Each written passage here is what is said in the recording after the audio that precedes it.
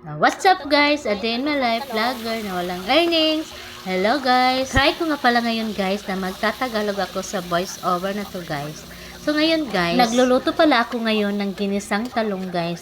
Konti lang to guys kasi dalawa lang naman kami ng asawa ko ang kakain. Tapos na kasi kumain yung anak ko guys. Nauna na siyang kumain guys.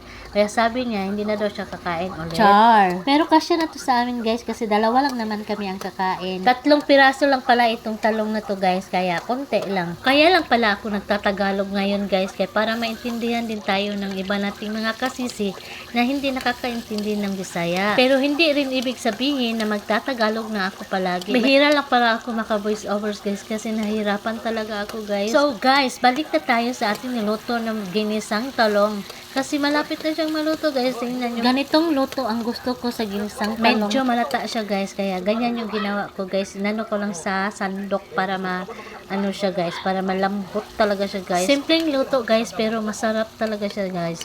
Maparami talaga ang kain ko nito ngayon guys. Diet pa naman ako. Ano daw? Diet? Tinatauso ang diet sa babaeng itets. Kain lang ng kain. Ito na nga guys. Tinimplahan ko na nga pala ito. Nilagyan ko ng konting toyo at saka pamintang durog.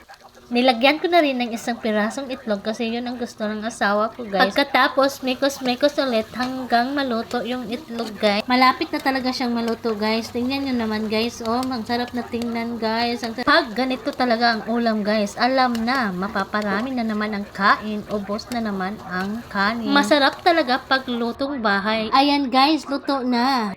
Isasalin ko na sa lalagyan guys. Tapos kakain na tayo. Halina kayo guys. Kain na tayo guys. Bye guys. Salamat sa pagkikinig ng aking voice over.